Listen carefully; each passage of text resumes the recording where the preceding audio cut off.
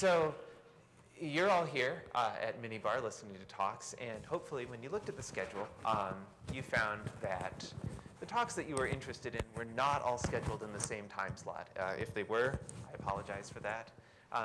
But we at MinneBar, years and years ago, when Luke Francel was scheduling the thing basically the night before in his spare time, he would lay out all of the sessions on a big grid and kind of look at them and say, like, I think, let's see, these all seem to be design related, so I'll kind of put one of them in each time slot, and then I'll just sort of deal out the development ones by language and hope that people are happy. And people were, people always complained, of course. Yeah, Luke, you put these 3 things, and like I wanted to see, like everything I wanted to see is at 1 o'clock.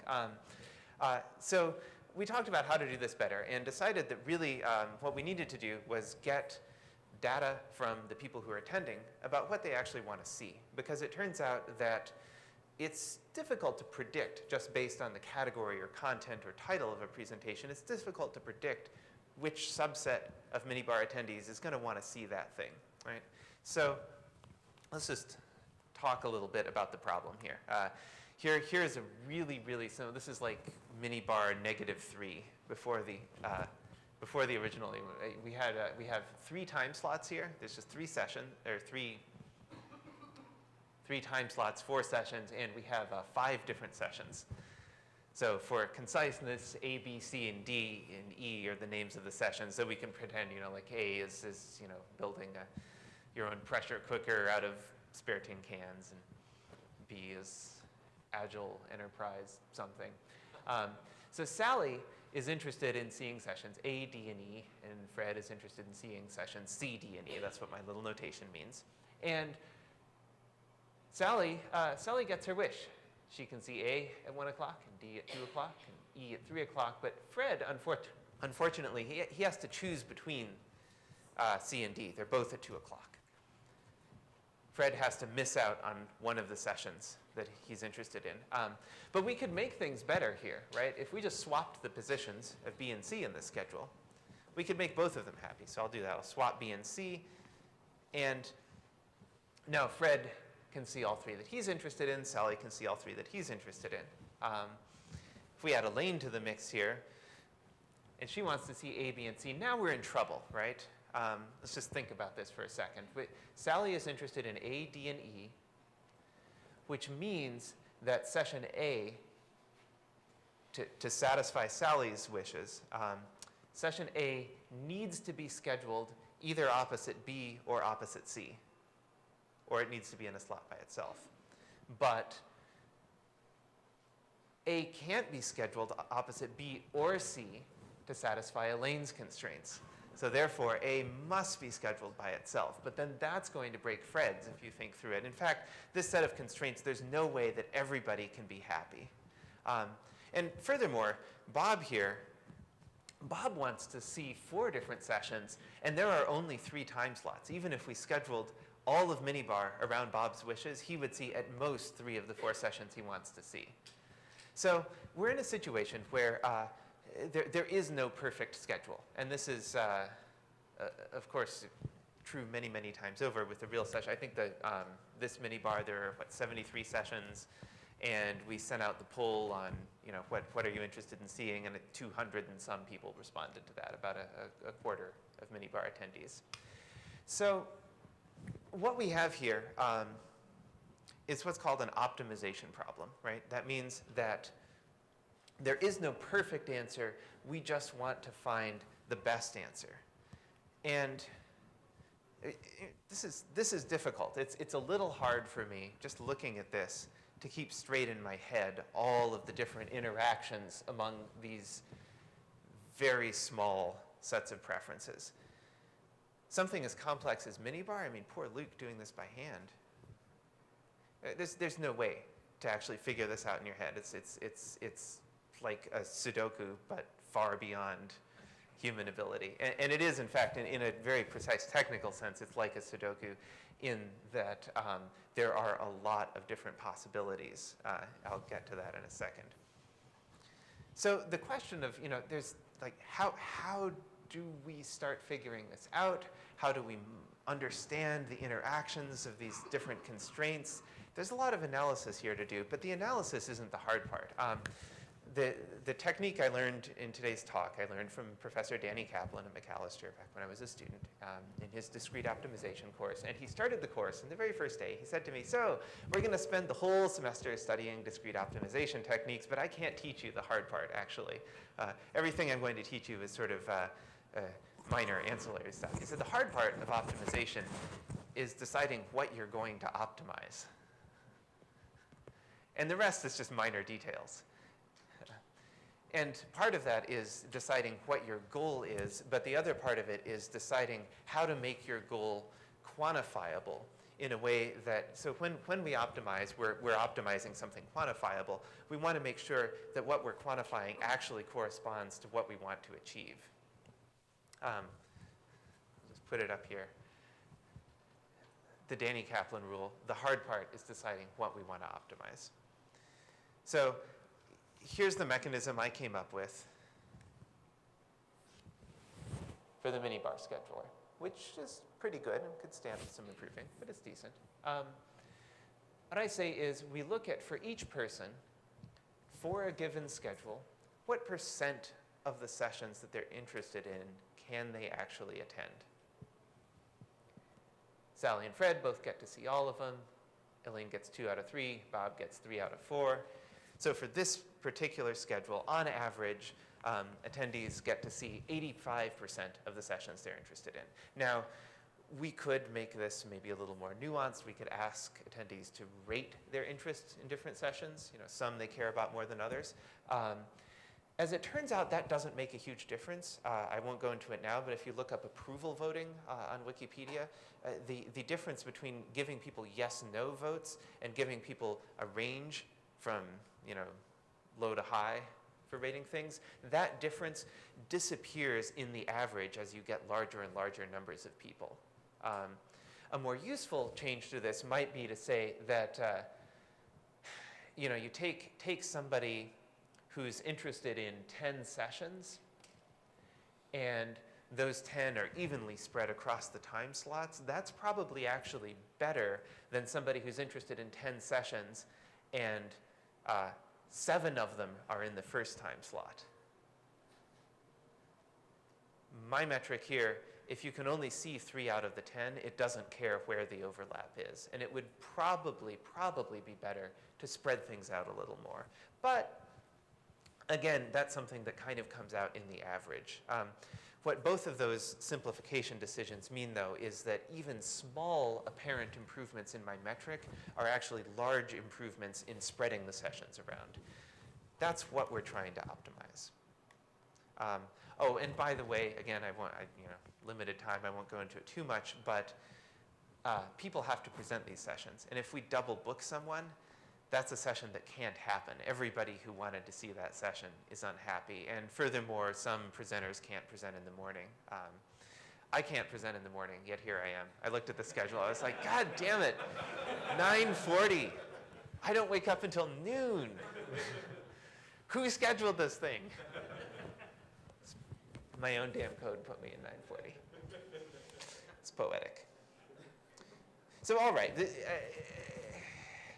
There's some details to getting this quantified. Basically, for the presenter scheduling penalties, I say that if a presenter is double booked, that adds a penalty to the overall score that we're trying to optimize that is as large as 100% of people being unable to attend a session. That is, first of all, we get all of the presenters not double booked if that's even possible, and then within that, we try to make the people attending the sessions happy. But there's a penalty of 1.0 for a presenter being double booked, where 1.0 is nobody can attend any session that they're interested in. Right? So now we know what we're trying to optimize, and this space right here, this is a really simple data structure. So all we have to do at this point is just look at all of the different ways of arranging the sessions and figure out which one scores the best on this scale. And the way I arrange the scale, I put a penalty for participant conflicts and a penalty for presenter scheduling issues. We're trying to minimize this number. So let's just look at all the schedules, see what minimizes this metric I came up with. Easy enough, right? So I start that off, and I notice that it's been running for a couple of hours, trying all the possible schedules. So I start thinking about, now wait a minute, how many different schedules is this thing going to run through? Gosh, that's, okay, so sessions arranged in, this is a tricky combinatorics problem. I spent 5 minutes thinking about it, and I came up with a lower bound. I'm pretty sure this is a lower bound on the number of sessions. Just fast forward for anyone who's interested. We have a grid of T time slots times R rooms, right? Here's a big grid. I'm assigning sessions to rooms. So first of all, there's going to be some blank spaces in this grid, but just count the blank spaces too. I arrange everything in the grid, blank spaces and time slots and rooms. That's R times T factorial. Then I divide out within each row. It doesn't really matter. Sorry, I'm fast forwarding. This is a really important insight about the scheduler. I first just assign a bunch of things to a time slot, and once I've done that, assigning them to rooms is easy. Take the most popular one and put it in the biggest room, repeat, right? What we're really concerned with is just the set of things in this row. Order doesn't matter. So we take out T times R factorial because order doesn't matter within each row, and then I had a number of blank spaces in here, and how they're arranged doesn't matter. So TR minus S factorial sort of takes out the arrangement of the blank spaces and overcounts that overarrangement. So this is a lower bound on how many schedules there are. So for this MinneBar, what does that mean? 73 sessions, 6 time slots, 16 rooms. And that math comes out to, oops. So yeah. That's 10 trillion Google. And at this point, we're not in the, like, I get a faster computer territory. This is, you know, we aren't good at thinking about integers this big, but we're now in the territory of, like, if I take the entire computing capacity of Earth and start it running since the Big Bang. Yeah. If I do that, I've actually only shaved off, like, not even the bottom row of digits from this number. We just can't run through all possible schedules. It's not going to happen. So, okay, what do we do? Well, one approach is to start looking for ways to optimize the exhaustive search, right? So I can immediately start eliminating some possibilities as I look at ways of arranging the schedule. I can do some kind of branch and bound algorithm where I start assigning things and maybe eliminate whole families of possibilities as I search the tree of possible schedules. That kind of programming is really, really difficult. It requires very detailed analysis of the problem at hand. And all of it goes out the window if my metric changes. I have to reanalyze if I do anything that changes my goal even slightly. So I'm going to propose a different approach. Let's just randomly generate a schedule, score it, and repeat over and over and over. Lots and lots and lots of random schedules, right? And we'll just keep the best one we came up with just by random searching. And here's what that gives us now. This is, take a moment to digest the graph. The vertical axis here is my metric. And the horizontal axis here is number of iterations of coming up with a random schedule. And this is the average over, I did it 400 times for each one. The average score that I've come up with after coming up with 100 random schedules, 200, 300, 400. Something interesting about this graph is that it comes down really quickly at first. Just generating 100 random schedules, I come up with something pretty good right away. But it doesn't get a lot better. Looking at that kind of asymptotic line here, if I go up to 10,000 random schedules or 100,000 random schedules, that line is still just going to be creeping down ever so slowly. This approach, it does okay for being incredibly stupid, but it doesn't do great. But here's what I love about the random thing. I don't have to understand the problem. I have the range of possibilities. I have my metric. That's it. That's all I need to do this random thing. If I could make this random thing work, boy, would I be happy. Because, doing an optimized algorithm is so hard and kind of fun, but it's so hard. And when I wrote this thing for MinneBar a few years ago, it was like 10 p.m. on Thursday night. So I wasn't really interested in doing that kind of analysis. So somebody noticed in nature that there is a process, there are actually many processes, kind of like this one, where we're trying to optimize something, nature is trying to optimize something, and there's some randomness, and yet nature does really well. The particular one of interest is arranging molecules. In a metal, you have a bunch of atoms. Atoms have, they're kind of like little magnets. Physics people, please don't get mad at me. I'm speaking very loosely here. They're kind of like little magnets, and if their plus sides are against each other, they're unhappy about that. They have a high potential energy. They like to all be lined up so that their electron shells interact in a nice way so that the pluses and minuses are all lined up, and they have a low potential energy because of how they're neatly arranged. When a bunch of molecules are neatly arranged, like that, we call it a crystal. And in the physics sense, metals, a well-hardened piece of metal is also a crystal. So the way we make metal crystals is not by taking one molecule at a time and carefully placing them in a grid or something like that. The way we actually make metals turn into crystals is that we heat them up. And when a metal is hot, it goes into this sort of amorphous state where all of the molecules or atoms of it are just jiggling around really violently.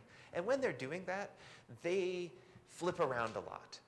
Maybe you have plus against plus. Maybe they're in some arrangement that has a really high energy state, high potential energy, meaning like it's like a big rubber band waiting to be let go. But when they're hot, they can move around from a high energy state to even a higher energy state. They can try lots and lots of different arrangements. You take the metal like that and you let it cool down very slowly. And as it cools, the molecules get less and less jiggly, and they're less and less willing to go into high energy states. They start to prefer to be aligned with each other. They look like this polycrystalline picture in the middle. And you start to get one region of crystal with one alignment and another region with another alignment. But now here's the interesting thing that happens. As you cool slowly, if you cool slowly enough, regions of metal, like that region at the bottom, might say, you know what, we're happy with how we are, just our little neighborhood here, but gosh, we seem to be misaligned with the whole crystal. That little lower section will actually start to realign itself with its neighbors and get all the way to that neat crystalline matrix at the bottom.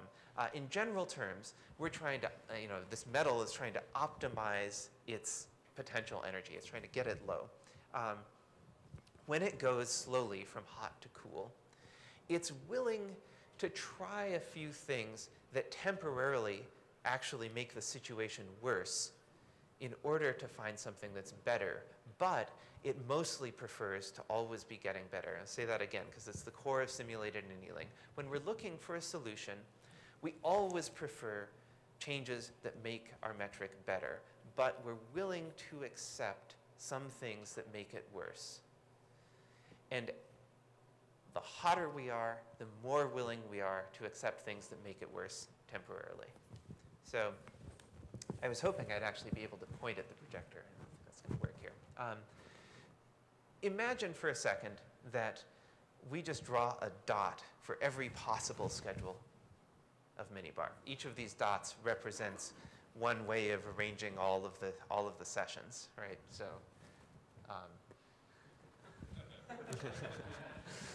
this is just a few of them. So here's one possible schedule. Here's another possible schedule, right? Simulated annealing asks us for two things. It asks us for a metric that we're trying to optimize. In annealing, you usually make it something you minimize, and you call it energy by analogy to the metal problem. We want something to minimize, got that, and you need one more thing.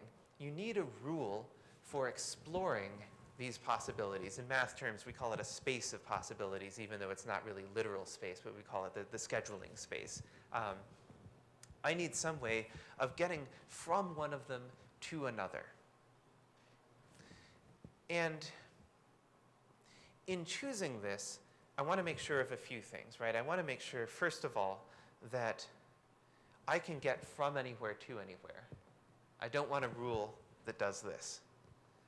I want to be able to eventually get to a good solution by starting anywhere randomly. So what I'm going to do is I'm going to make a random schedule, right? And then I'm going to start walking these blue lines. Each of these blue lines is some change to the schedule. I hope that any particular change that I make doesn't change things too much.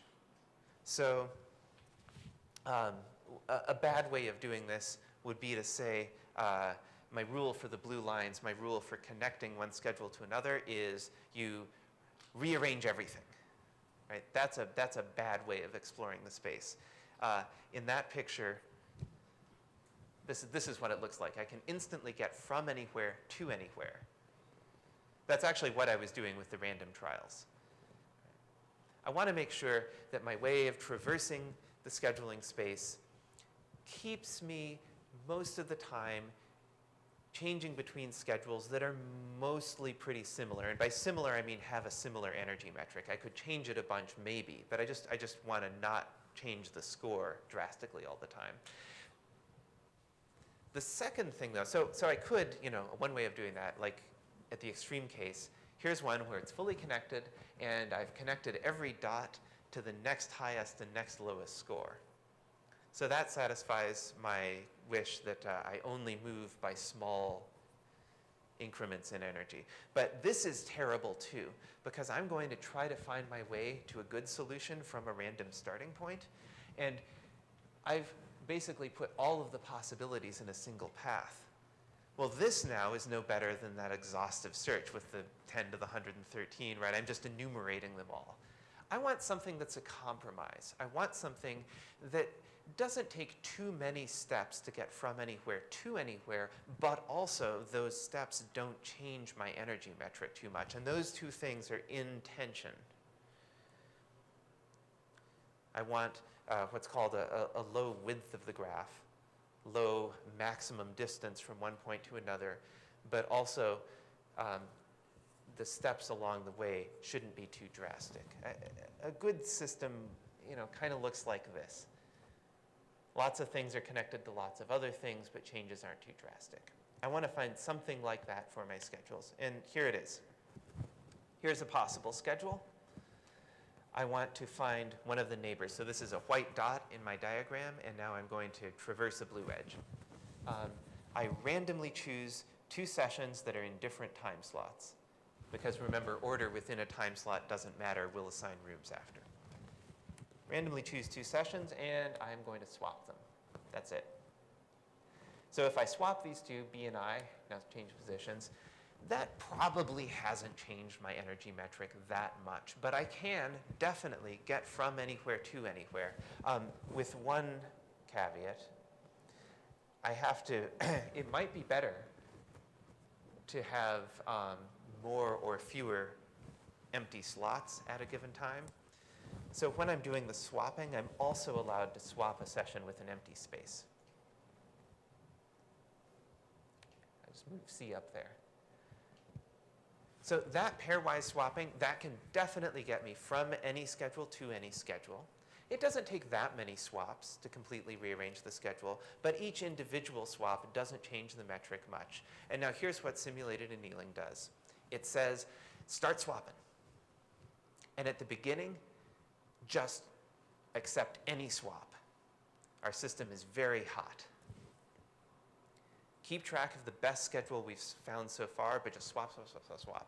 As you go along, though, start looking at whether the swap made things better or worse. If they made things better, accept the swap. If the swap made things worse, ask how much worse, and then roll the dice based on how much worse it was and how much the system has cooled down, that is, how long have we been trying. I roll the dice and I say there's a lower probability of accepting the swap the worse it made it and the longer I've been trying.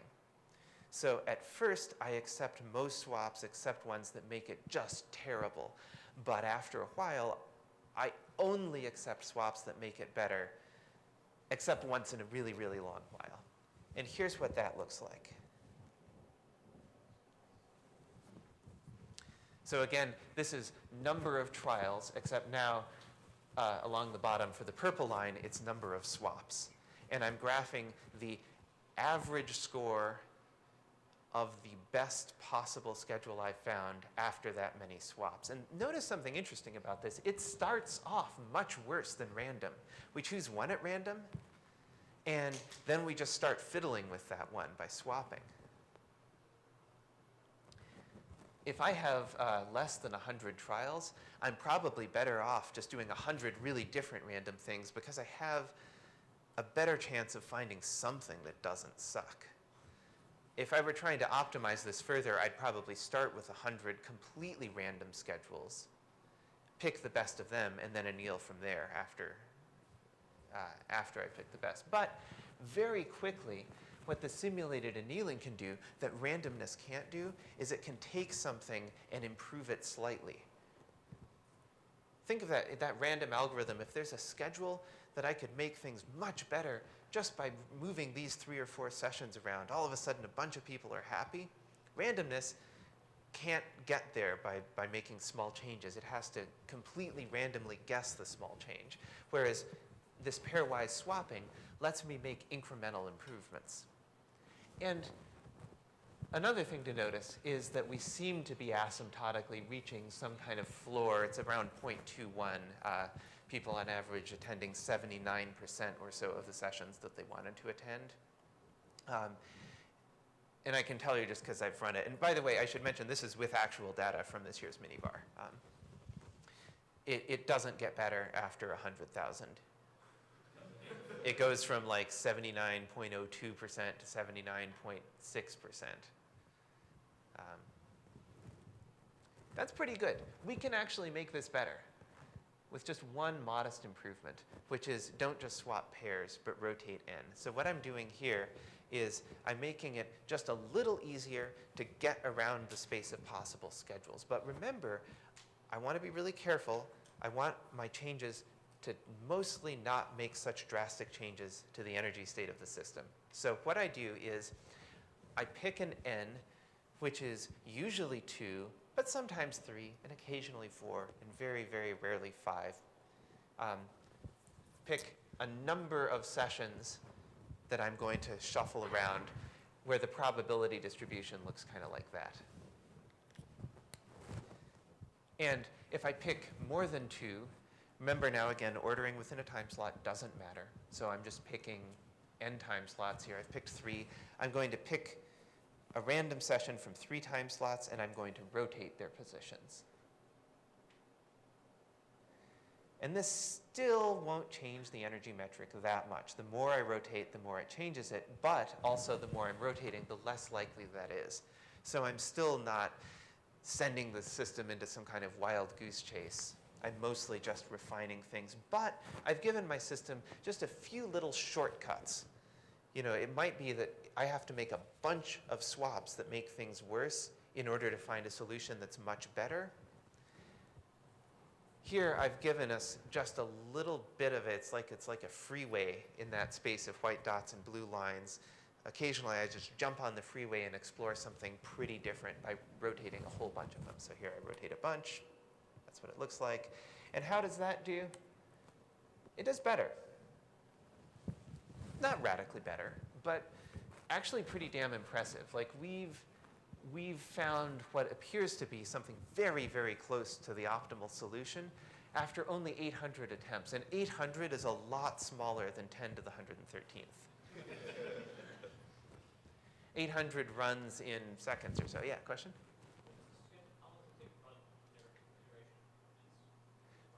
That's a good question. Longer than it should because I don't care. So running the scheduler on 800 iterations takes like seconds, maybe a minute. When I wrote the code, I didn't optimize it a lot because this is something that gets run once a year and well in advance of the event. And simulated annealing is not great if you're trying to do some real-time optimization. If you, for example, if you're writing World of Warcraft and you want to do the thing where the user clicks to go somewhere and the character walks there, that's an optimization problem. You're looking for the shortest path on the grid of possible moves from point A to point B. And there's a good algorithm for that called the A-star algorithm that works just like that. Don't use annealing for it. The game will be slow and horrid. This is for things, right? Yeah? You also touched on annealing also comes with random noise. Yeah. Also, at some point, describe about some of the random functions that you utilize. Library random. That's it. So I just pick a random number of sessions to swap them. The percentage of that noise is configurable by Well, so the main things that are configurable, there's a bunch of parameters to play with, and they don't matter a lot. So there's that cooling schedule I was talking about, which basically means how quickly do I stop accepting worse solutions. There's a lot of different functions you can use for that. You know, how quickly does it cool? How likely is it to accept really, really terrible things at the start, and how quickly does that decrease? The truth is it doesn't make a big difference. For the purpose of this talk, I played with several different settings, and it pretty much all lined up on top of the purple line. By the way, this session's just about over, right? How much time do I have left? Does anybody have the schedule handy? 15. Okay, good. Something I want to point out about this is that the end cycle, although it's only a marginal improvement over the purple, it's a huge improvement over the purple at the start. It does a much better job of just looking at the range of possibilities and getting somewhere decent right away. And I am sure by talking about the kinds of things you're asking about, if I really, really fine-tuned the cooling schedule, or really, really fine-tuned, maybe there's something even better rotating end cycles that would get me to good solutions even faster, maybe I could actually improve over that blue line. But I haven't done that. And the reason is that this thing runs once a year, and it takes a few minutes. And actually, honestly, we set n to like 100,000 and just let it run for an hour because we don't freaking care. Right? When you heard about this talk, simulated annealing is a discrete optimization technique, right? I'm sure that all of you immediately knew that simulated annealing is highly advanced, but that's not true. Actually, the reason we call it simulated annealing is that this method is so stupid that we had to come up with a fancy name to make it seem legit.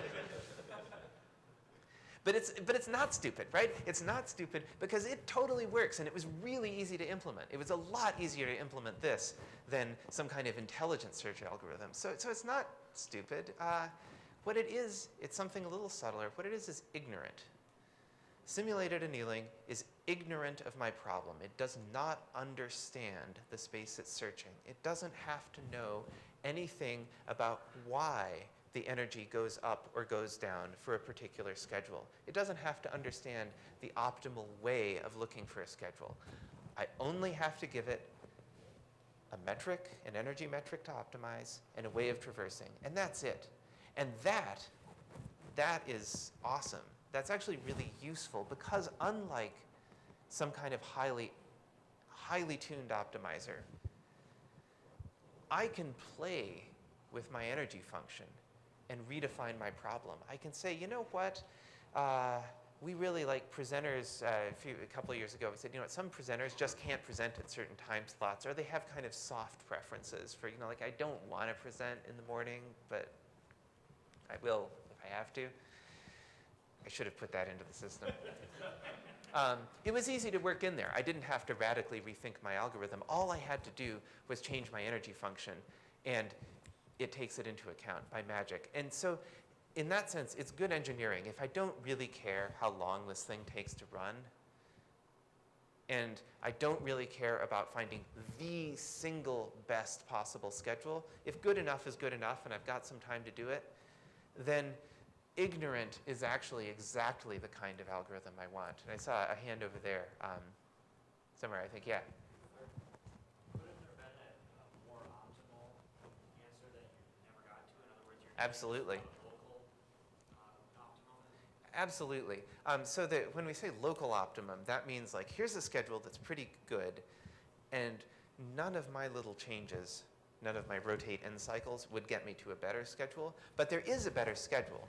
It's completely different. I would have to rearrange everything. So local means within the changes I'm willing to make. It's optimal, but it's not globally optimal. The reason that simulated annealing has this cooling thing and doesn't just do straight hill climbing, meaning just follow blue lines and only accept better answers, the reason it has this willingness to accept worse answers is that it jumps around. It finds local optimum, local optimum, local optimum, and occasionally, just by randomness, it kind of pushes its way through. Oh, I'm rearranging, it's getting worse, it's getting worse, it's getting worse. Whoa, that's a lot better. That happens periodically. Yeah, the question is just good. So you mentioned that your kind of graph step function is rotate or rotate F. I imagine there are a lot of those. Sure. Does the algorithm make a decision about how many each step from each node, how many of those to try? Does it try Random. all of them? Just random. Okay. Yeah. Dennis, yeah.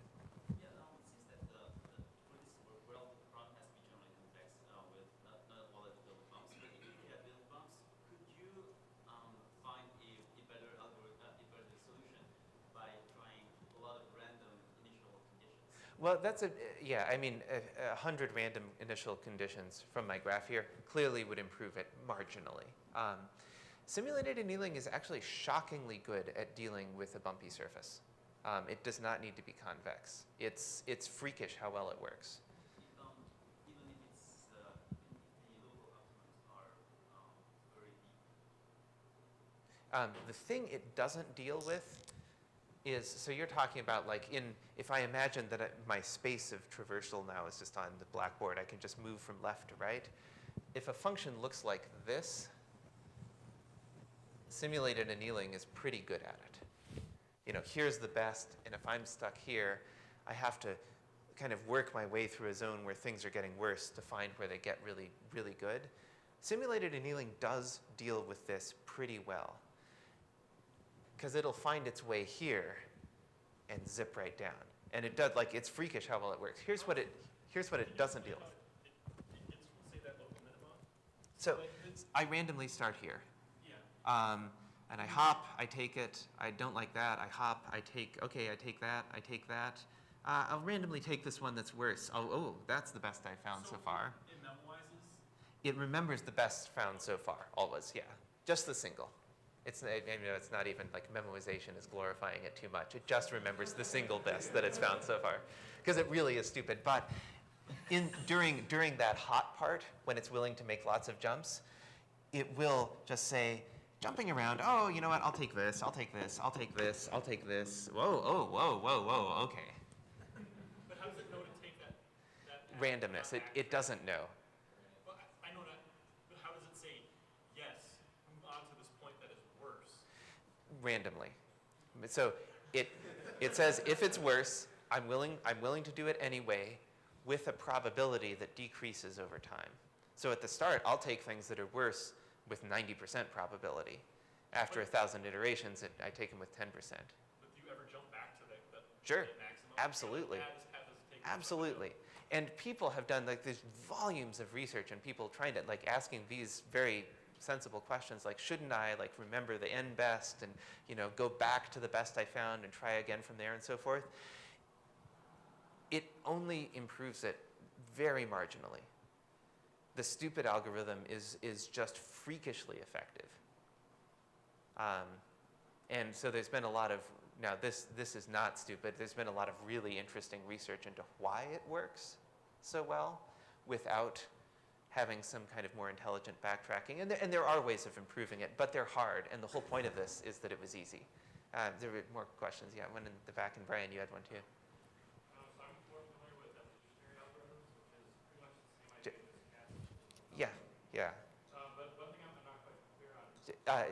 Simulated annealing is genetic algorithms with no crossover. Right. Are you actually looking at a population of solutions? No. No, just a single solution. So simulated annealing is a single member of the population with no crossover. Again, if you have a really good crossover function, you can improve on it, but that's hard, and the whole point of this is that it's stupid. So Brian, and then one in the back, and then Dennis again. Yeah, I was just going to mention for this graph, there's actually a really good animation of this on Wikipedia. Oh. Just help clear things up. You said that there's sets of problems with simulated annealing. Doesn't work well. Yes, sorry. It's something that looks like this. Here's the best. I'm just going to be dancing around, and unless I happen to stumble on it. And by the way, this isn't an inherent property of the problem. It's a property of my traversal algorithm. This is about where I put the blue lines, right? I want to make sure that if there is an optimum, I have a series of steps that incrementally gets towards it. So the same could be said for a very crudely function. Sure, sure. I mean, obviously, the thing that any optimizer works best with is a search space that looks like this.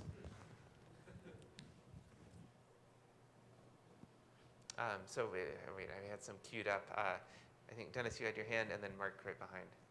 Yeah, And then going back to your slide about using four-dimensionally, just random. One thing that surprised me with the distribution is that it decreases for the number of iteration. If I look at just this graph at Mark board, if I just choose random points here, I don't necessarily decrease, right? If I just choose just constant function. well, so ask yourself, what percent of, so I'm graphing the best found on average after n iterations. I can study that in terms of what percent of this function is below a certain level. So I'm randomly sampling the space, right? If I want to get better than about here, I've got a 50% chance maybe, like half the domain of the function scores better than this line. If I want to find that optimum, maybe 98% of the domain scores worse than that. This is just 2% is better here. Yeah, this graph again, I ran 400 trials of each algorithm, and on average, what was the best it had found after n iterations?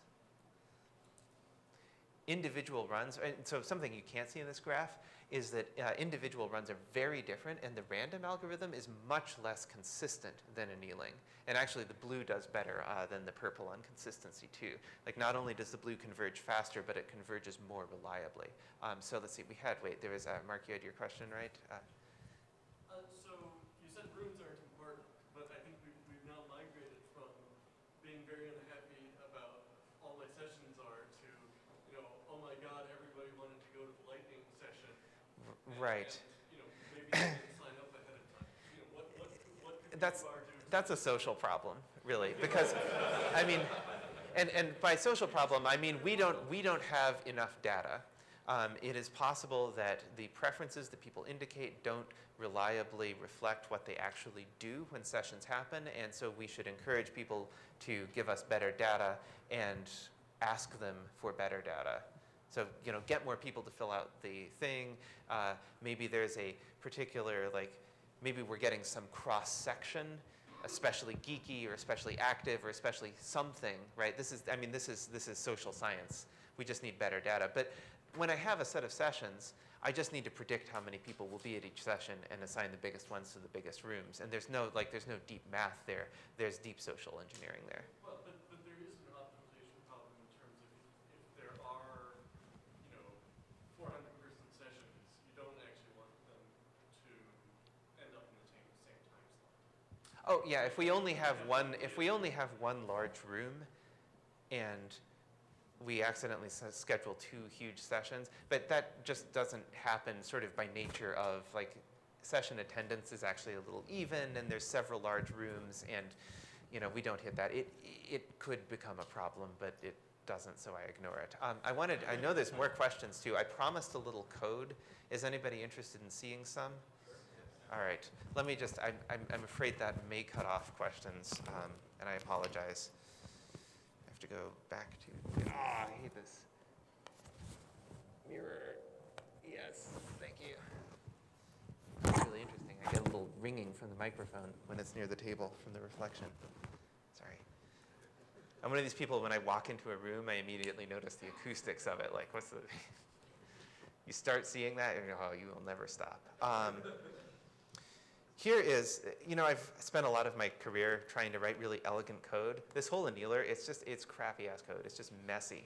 Because again, the point was quick and dirty. I want something that works fast. But the core of it, and I put this in a Ruby gem called Annealer if anybody wants it. Things to note, I wrote this in Ruby. Ruby is slow. Why did I do that? Because the rest of the app was written in Ruby, and I don't care if it's slow. And Ruby's easy to write. Basic algorithm here. I keep track of the best thing found so far. I'm going to, a bunch of times. So repetition count means restarting the process several times. I actually only restart it once for MinneBar. It doesn't help much. While some stop condition is not met, stop condition basically means max iterations. Then compute some temperature. Cooling function is a tunable parameter, but it's just some function that decreases over time. So high temperature means more likely to accept worse solutions as I traverse. I gather some new state. So I have a current state. I ask that state for a random neighbor. So that's traversing a blue line. I compute the energy of that new state. And then I say, okay, if this is the first one, or if I should accept it even though I already have a solution, I need a line break for the projector. If this is the first one, or the probability that I should accept it is greater than some random number, then this becomes the new state, and if it's the best I've found, it's also the new best state. And that's it, just a nice little gob of procedural code. The subtle piece of this, code-wise, is this right here. Notice, and this is key if you use my annealer gem, states know their neighbors. States create a new neighbor object. They don't rearrange themselves. States are immutable.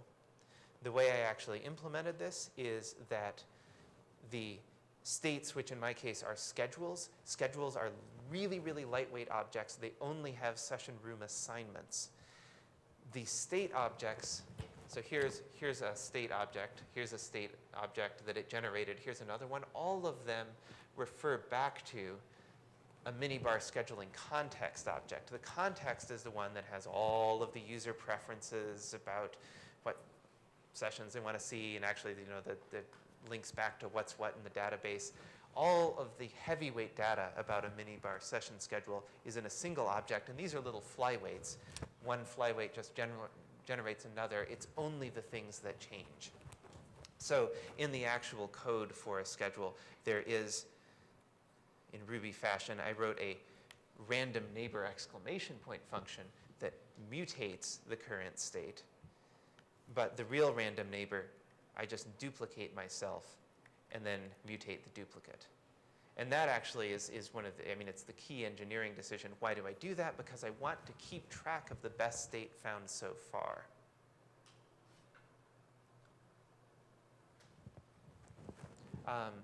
The other engineering thing that I want to point out is that it's a Rails app. The sessions and schedules and all of that are active record objects. And active record is fine if you're putting together a web view.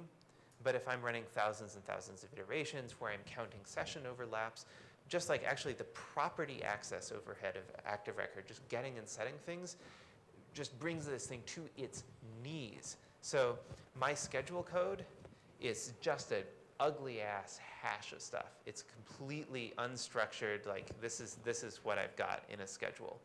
It's two hashes, one maps slots to sessions and the other maps sessions to slots. And the things in this hash are just ID numbers. They are things where equals and hash code are fast and the data structures are flat. and I can do it all in memory, not touch the database, not go through any kind of framework, because I'm just rearranging lots of stuff really fast. That actually did make like order of magnitude differences in the performance of this thing that I care about. And both of these, by the way, having immutable states that generate neighbors and making some kind of really flat, primitive-based data structure for actually trying different combinations. Those two techniques are generally applicable, even if you write your own annealer, which you should, and not use my gem, because honestly, it's just so easy. Like, the algorithm is so stupid. I think we're out of time. Any other questions? So thanks so much. Enjoy MinneBar.